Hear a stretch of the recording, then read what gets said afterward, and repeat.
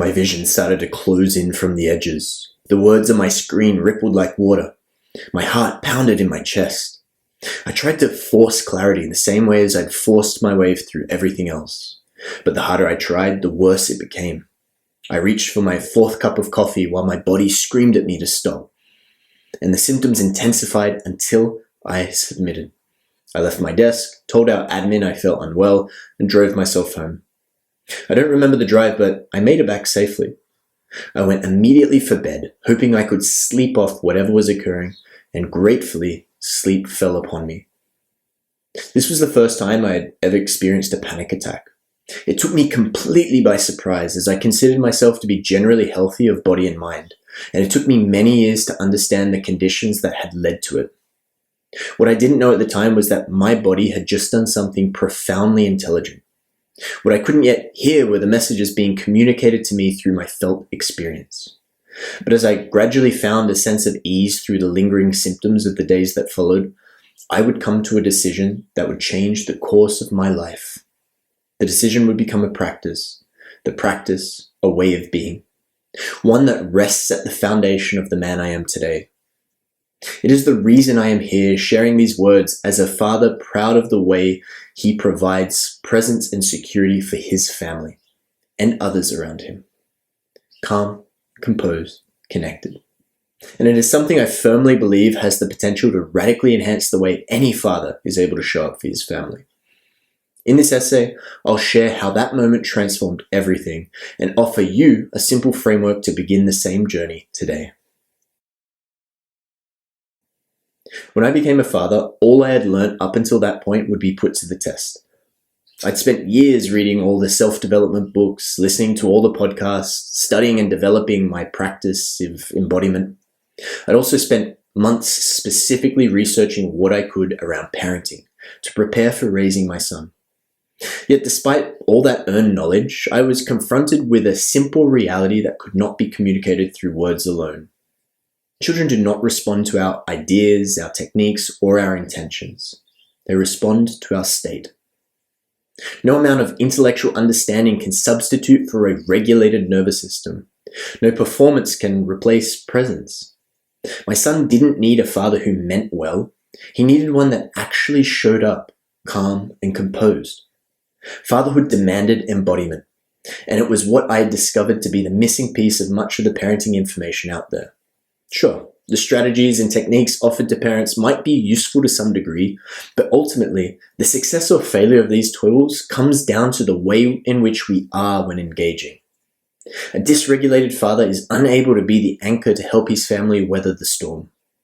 But a regulated father becomes the stable ground upon which his family might scaffold a more beautiful future. Fortunately, much of my work of the years prior had been cultivating just that, both for myself and the 100+ men I'd worked with. I've learned that my body is the most reliable anchor I have when parenting gets chaotic. Neuroscientist Dan Siegel's work on interpersonal neurobiology confirms this observation, that children co-regulate through us. They borrow our nervous system until theirs matures. When we're dysregulated, even if we're saying the right things, our children's bodies register threat. When we're grounded, their nervous systems settle. This is why embodiment isn't something nice to have for fathers. It's the infrastructure of secure attachment. Children are exquisitely sensitive to our embodied state. They read our body language, tone, and energy far more accurately than they process our words. When a father operates from embodied presence, his children sense a secure attachment that allows them to explore, express, and grow with confidence. This creates what I call the secure father effect, the profound influence a regulated, embodied father has on his child's developing nervous system and sense of security in the world. In my practice, and as a direct result of embodiment, men report deeper connections with their children, the resolution of conflict with partners, greater ability to regulate their emotions, reduced anxiety, and greater clarity around decision-making, to name but a few. For myself personally, I recall the numerous challenging moments like toddler meltdowns, conflicts with partner, situational stress, where those within my family were dysregulated, overwhelmed, and unstable. My first instinct was like many of the men I work with, to fix the situation and make it all well again. But what I've learned is that my first responsibility is to regulate myself. to feel my feet on the ground, to find my breath, to create the space between stimulus and response. What I've observed, however, is that the development of this capacity is something that requires practice.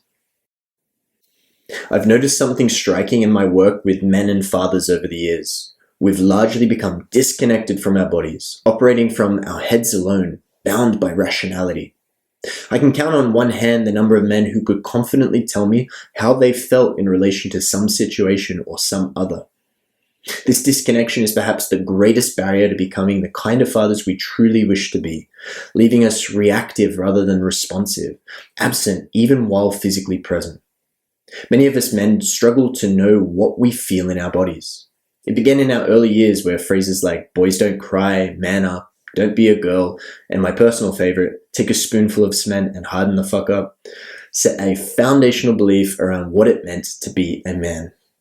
We learned to distrust our feelings, leading to a severance of the body-mind connection and having profound implications for how we show up as men and fathers. When we can't feel ourselves, we struggle to attune to others and the world around us, including our children's needs.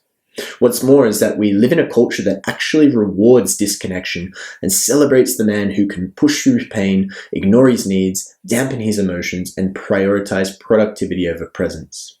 Yet, many men succeeding externally are struggling internally, capable and committed, yet feeling dysregulated, mentally unstable, or quietly ashamed.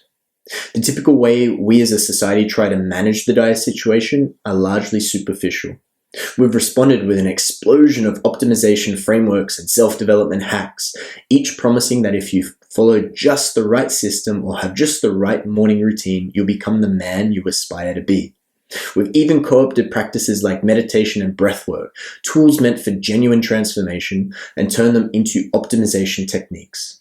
Maybe you just need to get more sunlight first thing in the morning, or you just need to breathe in the right way, or you just need to take your daily ice plunge or cold shower. Now, don't get me wrong, I find value in all of the above and implement them within my own day. Yet, we often mistake these ideas for doing the real work. We instead use these techniques to regulate our stress just enough to keep pushing through, to manage our dysregulation just enough to maintain the unsustainable pace. We've become skilled at soothing ourselves back into the very patterns that are destroying us. We've given the man just enough to stop him seeking more meaningful change, keeping him just busy enough that he cannot pause for a moment, creating just enough noise that he cannot hear the signal. But what if the answer to our predicament instead lay in the exact opposite direction, in slowing down, noticing what is actually happening, and listening to what we ourselves truly need? Embodiment itself is a contradiction. Why do we need to learn to be embodied when fundamentally we are a body and everything we do in this world is as and through our body? Many of us treat our body as a machine, executing the demands of the mind according to what we think we want. We exist in an eternal conflict with ourselves, judging and forcing our bodies to submit to the power of our will. But this conflict results in us spending vast resources of energy, spinning our wheels and getting bogged down. There is, however, another way. If we were to consider the history of our body, we would recognize that before the arising of consciousness, we were just as capable of making it in the world. Your body is ancient, living in a harmonious interaction with the environment long before we had cause to intervene. Your body is continuously responding to the world around you, far quicker than your mind can keep up with. Recall a time where reflex took over. Perhaps you had to slam on the brakes of your car, or leap to save a child from falling, or even a reactive shout at your partner when triggered. In these moments, we act on reflex before we have time to think of the implications. Neuroscience shows that the vagus nerve, which regulates our nervous system, processes sensory information faster than conscious thought. Our body is actively responding to environmental stresses and emotional stimuli before we can think our way through things. Additionally, Stephen Porges' polyvagal theory demonstrates that when we're in a dysregulated state, our prefrontal cortex, the rational brain, goes offline. So not only is it that we're unable to effectively communicate in these moments, but that the trigger switching us into fight or flight mode often occurs before we can even perceive it. It's quite the predicament. The answer to this problem is deeper than trying to think your way out of it. If we were able to notice the signals as they arise in our body, we might attend to the situation or ourselves before things escalate. And if it has already escalated, we might be better able to attend to and regulate ourselves. We are swimming in a sea of bodily sensations in every moment. You might notice as you hear these words that there is some points of pressure that exist between your body and the supporting surface beneath you, your feet, your sit bones. You might recognize that no matter how still you try to be, there is movement leaving its mark within you, your breath, your heartbeat, your digestion. You might also notice that there are some parts of you tensing, holding you upright as you navigate gravity and interact with the world. If we pay attention closely and long enough, we will notice all of this shifts and changes.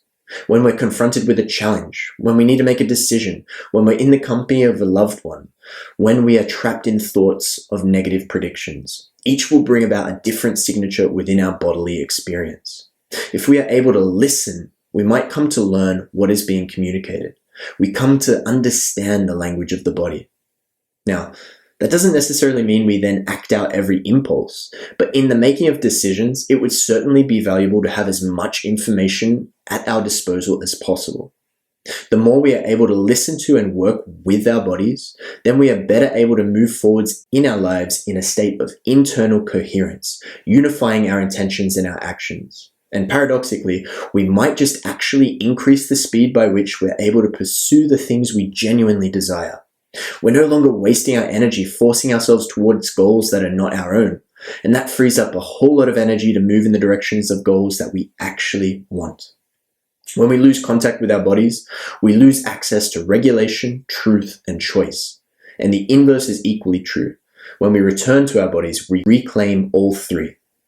For me, the practice and the pathway towards fulfillment, well-being, and wholeness in every aspect of life has its foundation in the body.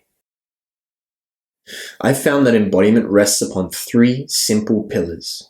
Slow down, notice, attend to what you notice. Number one, slow down. Slowing down is nearly a revolutionary act in our accelerated world. Creating moments of intentional punctuation in your daily doings allows you to land in your experience and truly feel what is happening. Slowing down might mean pausing, it might mean not rushing towards what comes next. It could also be more radical, like letting go of commitments to step out for a time. We're so busy trying to rush through life. What might slowing down long enough to actually smell the roses do for you? Number two, notice. Paying attention means casting your awareness within yourself, noticing areas of comfort or discomfort, heaviness or lightness, energy or depletion, and becoming curious about yourself. There is no right or wrong way of going about this. It's simply taking an interest in what we feel and in how we move our awareness. This will be challenging at first, and you will likely only notice coarse-grained detail in the beginning. With practice, however, you will start to build up a clearer and more granular picture. What is most important is noticing the differences in our experience across time and context. The real value of the practice is doing so both when times are good and when times are not so good. When you are calm and centered, when you are having a particular emotional experience, when you're struggling, all of these moments offer unique information. We will come to learn that the presence or absence of particular signals within our embodied experience will be indicative of our state of being. And that might say something about when and where we find ourselves. Number three, attend. Attending to what you notice involves taking one or a series of small actions in response to what you have learned. That something, whilst potentially uncomfortable, will shift you from your current state into closer alignment with how you'd like to be. On an immediate level, perhaps that's a stretch, adjusting your posture, taking a drink of water, or simply breathing more deeply. But beyond that, it may inform what we choose to say to our partner, what boundary we put in place with our work, or our own pressing needs that require attention. If the thing that requires attention is not possible for you in this moment, then at the very least, not acting becomes a choice rather than an unconscious compulsion. Whatever our course of action, the small moment-to-moment decisions will accrue across time and shape both who you are and who you are becoming. So let's ground these three pillars into a simple practice. 3 questions. How are you? How do you know how you are? What small adjustment would you make to bring you closer to how you want to be?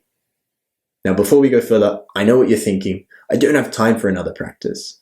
But this is not another 20-minute morning routine you'll abandon by next week. The check-in can take just 30 seconds and is easily integrated throughout your day. You can do it at a red light, before walking through your front door, or in the bathroom before a meeting.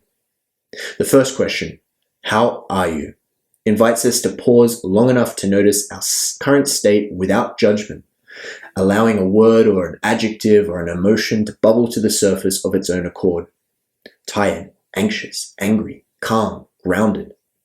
The second question, how do you know how you are, invites us into a greater depth into our experience and can sometimes retrospectively change what we initially thought of our state. If previously we checked in with a sense of tiredness, we might ask, how do I know that I'm tired?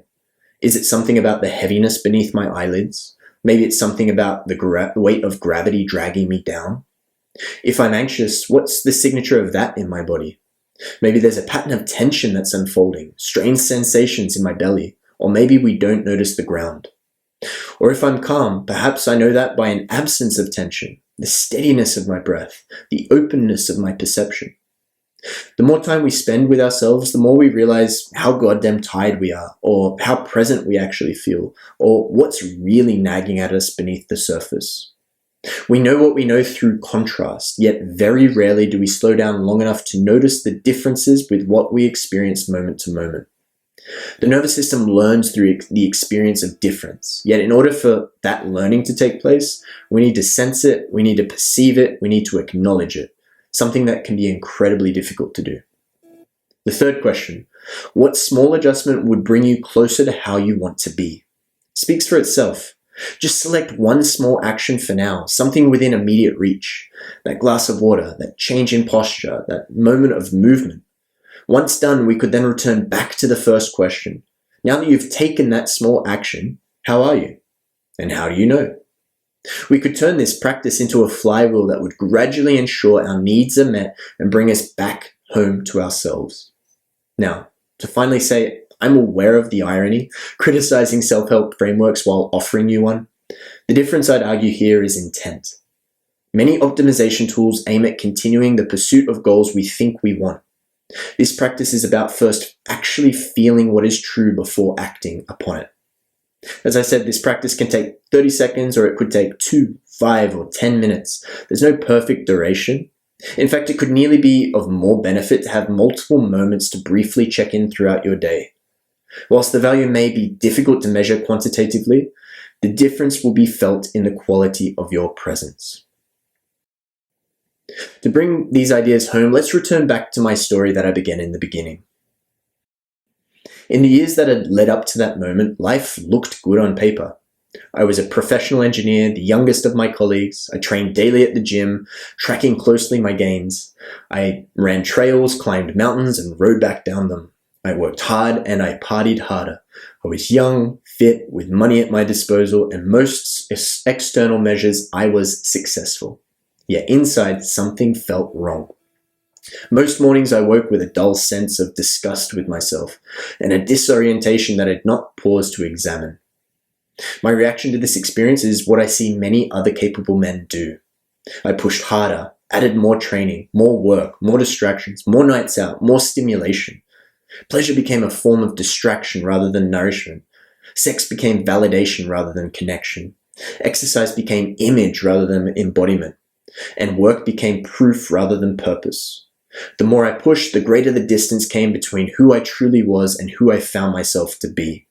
And that would lead me into saying and doing things that were not in accordance with my personal values, feeding back into the cycle of shame and reinforcing the maladaptive path I was taking.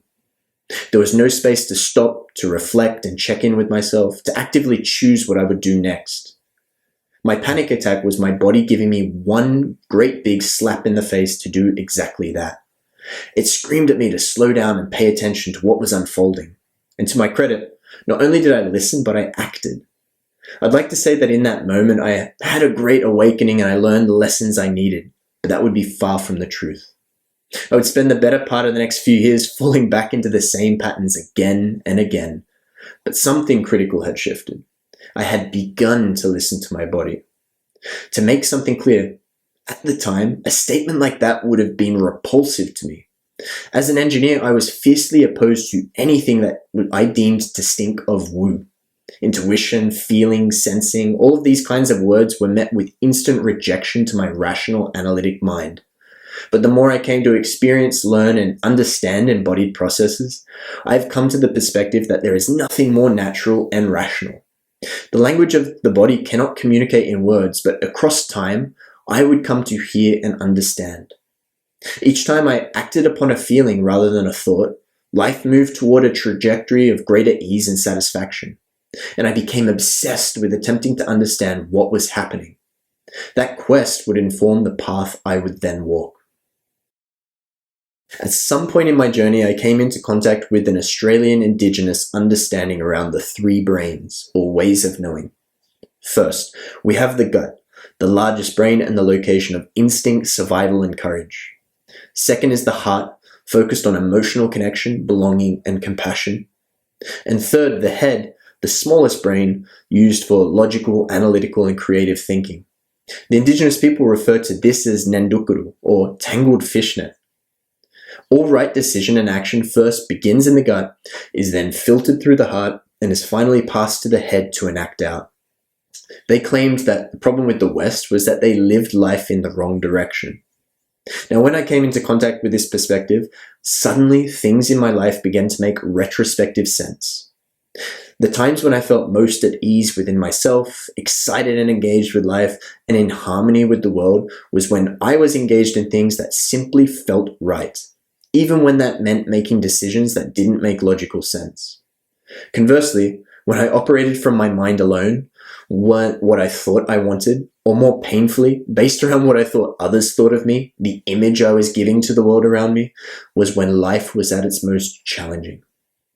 It's important to say that there is a damn good reason why many of us remain disconnected and distanced from ourselves. Operating in this way can take us toward people and places, careers and lives that are simply incongruent with who we are. The recognition and return to what we feel can confront us with the harsh reality of all the areas where we are bound in a life that was not really of our choosing. The process to untangle the net, to tidy the muddle, can be excruciating. But the promise on the other side is a life of harmony, where we ourselves, our relationships, and our environments are all moving in the same direction. I've observed through my practice of somatic coaching time and time again that embodiment is the missing foundation for men in navigating their lives. Bringing the body back into the conversation bypasses the intellectual defenses and brings us directly into feeling. It cultivates awareness, reconnects us with our capacity for grounded presence, and opens access to feeling and expression we may have shut down. And in doing so, we are brought back into alignment and connection with our deepest values. But won't feeling my feelings make me less productive? The irony is that embodiment doesn't require you to sacrifice professional drive. It amplifies it, but only in the direction where body and mind are both in alignment. When you're regulated and attuned, you make better decisions under pressure. You're more creative in problem solving. You show up as a leader rather than a reactor. The same nervous system that makes you present with your kids makes you effective in business or in the office. We are essentially tapping into an internal embodied compass that will guide us in navigating the complexity of the world in accordance with our deepest values. As a mentor of mine puts it, our feelings tell us what matters, in what way it matters, and to what degree it matters. When we self-regulate, we come back into feeling our feelings. And when we come back into feeling our feelings, we tap into the embodied compass. We tap into the emotional vitality and energy that is latent within us. When we tap into these emotions, then we're better able to act in the world in accordance with who we are as a person and to be of greater service. The more available I am to support myself, the more available I am to support the people in my life, those most meaningful relationships, and I can become a better citizen of the world. The journey toward embodied fatherhood is about integration, bringing together mind and body, awareness and action, strength and vulnerability, Integrating our capacity for steady presence with our capacity for feeling and expression. Becoming whole men who model wholeness for our children. At the beginning, this practice is going to be deliberate, intentional, and focused, but across time it will become a part of us. If we think how much we've practiced dissociating, we've likely invested many hours and most of our sense of identity into those defensive behaviors. To come back and meet ourselves really and truly with awareness and attend to ourselves as we are fundamentally asks us to reshape who we are. It can be incredibly anxiety-provoking and difficult, and there may be an adjustment of our relationship to self, our relationships to others, our relationship to our environment, and our relationship to our work. Yet if we can continually come back and regulate ourselves in the face of the task, come back to support, know that we're held, come back to breath, situate ourselves in the here and now, be informed by the past but not inhibited or inhabited by it, then we can bring about the kind of future that we would like for ourselves and our families. Like any skill worth developing, embodiment requires practice. Not only will you find a greater harmony within yourself, but your family will experience the resonance. As fathers, we stand on a critical threshold in human history, pioneering new ways of being with our children that can heal generational wounds and create a more beautiful world we know in our hearts is possible.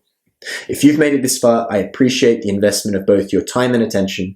If you're here, I take it you're not looking for another productivity hack. You're looking for a way back to yourself and through that to your family. I'd like to extend to you an invitation. I've created the Art of Fatherhood, a structured pathway for fathers ready to develop embodiment as a core competency. It's a practice you build with guidance and a community of men walking the same path. If you're ready to explore whether this is right for you, I'd welcome a conversation. May you embody the kind of father you desire to be.